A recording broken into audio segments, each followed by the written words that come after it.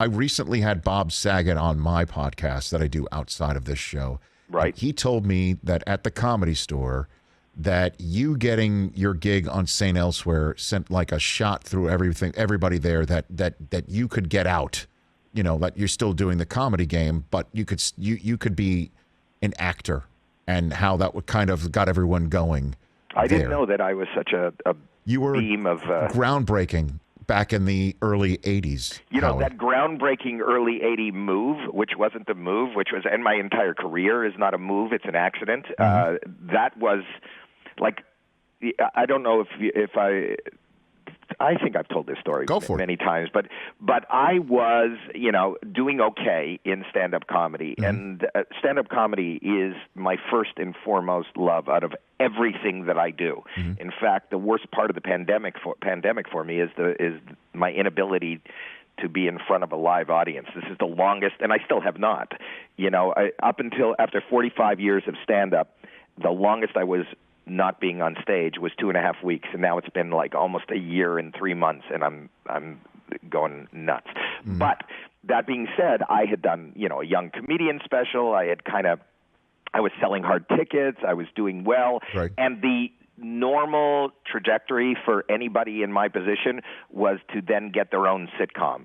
So they had, and that was a time when, Mork and Mindy had just launched, and for Robin, and Billy Crystal was on Soap. Right. And every comic was moving into their sitcom. So my agent set up a general meeting at MTM, the Mary Tyler Moore company, and who were prolific in sitcoms. They had the Mary Tyler Moore Show, and Lou Grant, and Newhart, and every show that was like blowing up was coming out of MTM. And I went and met with this lovely lady, Molly LaPata. And, she said, what do you want to do? And I said, I'd love to do a sitcom. And she said, can you act? And I said, I don't know, And she said, read this. And she handed me this side of, a little piece of a script to read. And it was all this medical terminology. So I read it. And she goes, that's very good. Will you come down the hall with me and read this for somebody else? And I go, oh, okay. And I go down the hall, and I walk into this room. I now know that it meant nothing to me, but it was Bruce Paltrow, Gwyneth's dad, yes, who was the executive producer, Mark Tinker, Grant's son, and this guy named Falsey and Brand, these two guys who created it. And anyway, and I go down there, and I start reading the same. She says, you got to hear this. So I start reading it again. Halfway through, they go, well, thank you.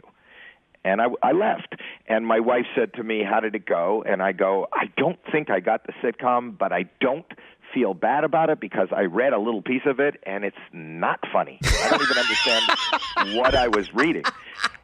Needless to say, about an hour later, I get a call from my agent. They said they want you to go down and meet Brandon Tartikoff. Oh, my God. And Brandon Tartikoff, for those that don't know, was the king of television. I mean, he brought NBC back from the dead and created, the Cheers and all these, and Hill Street Blues. Oh, yes. And he created television. Look him up. Google him when I'm off of this. But anyway, I go down to meet with Brandon Tartikoff. I had just gotten home. I get back in the car. I go down to Burbank, and I go into Brandon's office. And in Brandon's office, there is Bruce Paltrow and Mark Tinker.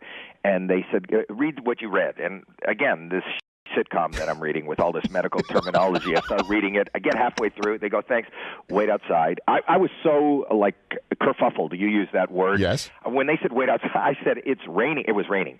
And they said, no, just outside the office. That's right. So I stand outside the office, and they come out, and they said, we'll see you Monday. And this was a Friday. We'll see you Monday. And I had no idea what I had read. I had no idea what that meant. And they were bringing me back to read for some more people on Monday. I'm driving home. I get home. That we didn't have car phones at the time, or cell phones.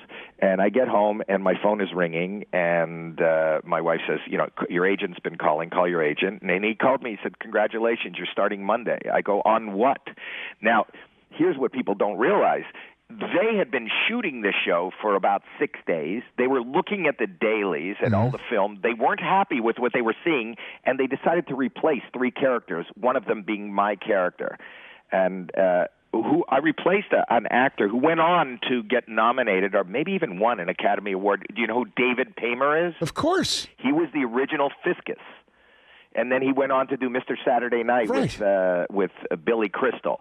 But so then I started on that Monday, and I didn't know I was an actor. So you're talking about, Bob Saget saying it shot a little bullet through the room and we can act and comics could act. I didn't know I could act. I remember the first day walking up to Bruce and going, I'm going to be totally honest with you.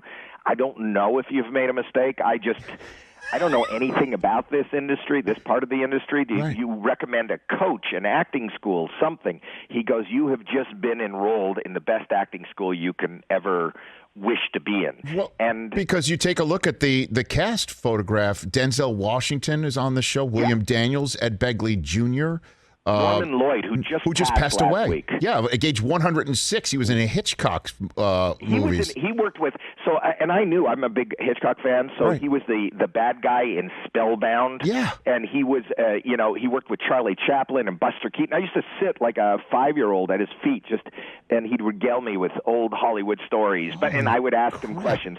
Bill Daniels, who went on to be Mr. Feeney from Boy Meets World, and he was on St. Elsewhere. But I loved him. One of my favorite movies was The Graduate. When he was saying plastic.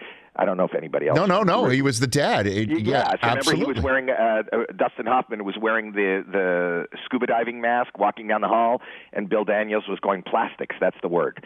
Don't remember. Unbelievable. And that's how you wind up on St. Elsewhere. Hey, you watched all the way to the end. Thanks for that. Watch more right here.